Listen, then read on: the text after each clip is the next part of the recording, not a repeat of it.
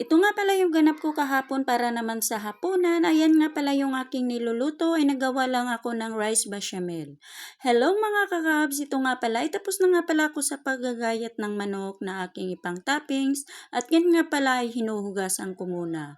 Ito kasi ay maaga pa naman itong ginagawa ko at hindi naman ako naghahabol sa oras. Hindi ako sumusunod sa oras kung ano yung kanilang gusto na oras. Kailangan ako yung mag-a-advance kasi nga mahirap na yung mamadaliin tayo. Ganon na yung aking mga ginagawa sa tuwing ako ay nagluluto. Ayan nga pala, pagkatapos naman ng paghuhugas, ito na nga pala yung aking mga pangsangkap o yung aking mga seasoning na aking panggagamitin.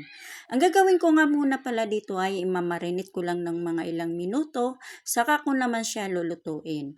Ang paggagayat nga pala nito ay bali nga pala pa square lang siya ng maliliit at hindi naman yung as in na maliliit, yung katamtaman lang.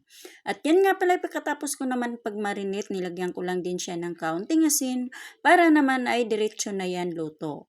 At pagkatapos na nga ng ilang mga minuto ng aking pagmamarinate, ayan nga pala isisimulan ko na sa aking pagluluto yung aking manok. Kasi nga yung manok na yan, hindi yan yung breast chicken, kundi yung buong manok talaga yan. Tinatanggal ko lang yung mga laman.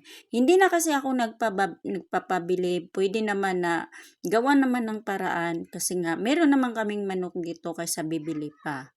Ayan nga pala, pagkatapos ko nga palang pag-isa dyan, nilagyan ko lang din siya ng kaunting tubig at hayaan ko lang muna. At pagkatapos naman ng aking pagluluto ng manok, ito naman ako sa pagbababad ng bigas. Ganito talaga dito ang pagproseso ng mga bigas nito. Iwan ko ba bakit kailangan talaga ibababad. Pero yun naman ang gusto nila, kailangan natin sundin.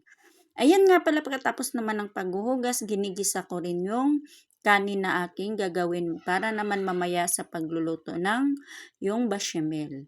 Ayan nga pala, pagkatapos naman pagtimpla dyan ng asin at nilagyan ko lang din siya ng kaunting mantika at kunting halo, saka ko naman siya lalagyan ng tubig at lalagyan ko lang din siya ng yung ilalagay ko dyan ay cinnamon at saka yung dry lemon. Ayan nga pala, nilagyan ko lang din siya ng mainit na tubig para naman ay akin na yan lulutuin. At yan naman ay pagkatapos naman ng pagluluto dyan o yung pagigisa, hayaan ko muna yan at dito naman balikan ko naman yung aking niluluto yung pang toppings kong manok.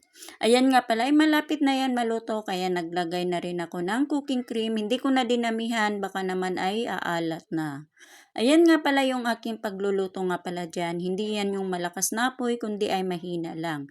Ito nga pala yung kanin, bali nga pala yung nasa ibabaw ay tatanggalin ko lang din siya. At dito naman sa part na to, ito na nga yung sauce na aking gagamitin. Bali nga pala, hindi na nga pala ako gumagamit ng yogurt. Ito na nga lang pala yung aking ginagamit sa aking pang sauce sa aking ginagawang bechamel rice. Bali nga pala, ito talaga ay first time ko lang din siya gawin kasi nga ang ginagawa ko talaga dati ay yung meron silang cheese dito na pwede naman yun ang ipang ibabaw. At pagkatapos naman ng pagmimix dyan, naglagay lang din ako ng kaunting cooking cream para naman pandagdag naman ng lasa.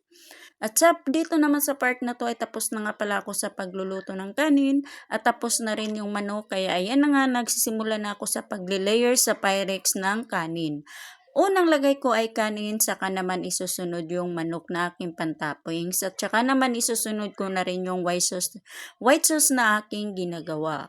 Ganito lang naman kadali ang pagluluto nito. Sa mga ganitong pagluto, hindi ako tinuturuan. Sadyang kailangan mo talagang makukuha kung ano yung isasabi sa'yo na ganito ang gagawin mo. Pwede naman kasi yung mga ganito, yung tinatawag na bechamel, yung pasta, or yung macaroni, or yung tinatawag yung iba lasagna.